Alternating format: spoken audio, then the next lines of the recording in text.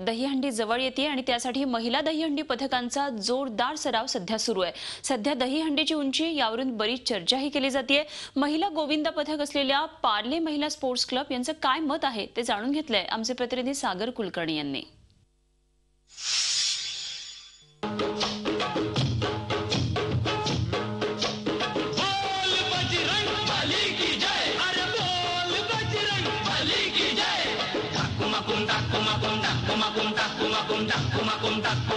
दहीहंडी सण जवळ येतोय तशीच त्याची चर्चा सुरू होती ती उंचीची आणि विशेषतः गोविंदामध्ये पुरुष फक्त नसतात तर महिलाही असतात। आपल्या समोर काही महिला आहेत की जे नेहमी दहीहंडीचा थर लावतात आणि एक चर्चा आता मुद्दा सुरू होतोय की उंची किती असावी। उंचीचा मुद्दा येतो त्यात परत महिला जे मंडळ तुम्ही करता कायम गोविंदा पथकमध्ये, तर तुमचं काय मत आहे या संदर्भात? एकतर उंचीची मर्यादा ही 2014 पासून जे उंचीचं आणि वयाची जी मर्यादा आली आहे ती कुठेतरी न पटण्यासारखीच आहे। कारण दहीहंडी हा साहसी खेळ आहे आणि तो उत्सवाच्या स्वरूपात आम्ही साजरा करतो आणि त्यामध्ये आम्ही 2-2 महिने प्रॅक्टिस करतो, महिला मंडळ देखील आणि पुरुष मंडळ देखील।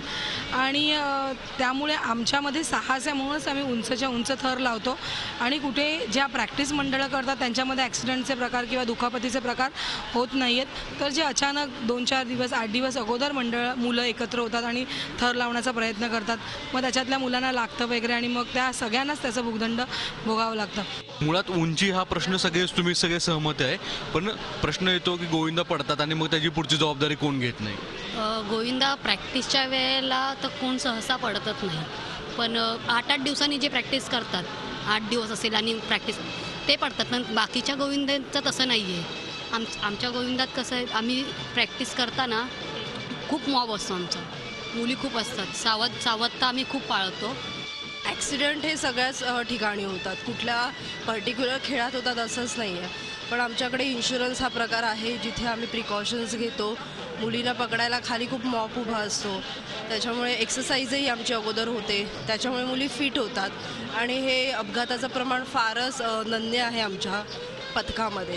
हे जे महिला आहेत त्यांचं म्हणणं आहे की उंचीची मर्यादा ही एक त्यातला नगण्य मुद्दा आहे आणि आम्ही सगळे सक्षम आहोत, आम्ही प्रॅक्टिस करतो त्यामुळे। पण परत एकदा वादाचा मुद्दा छेडला जाणार आहे। व्हिडिओ जर्नलिस्ट संदेश बाईकरसह सागर कुलकर्णी, झी मीडिया, मुंबई।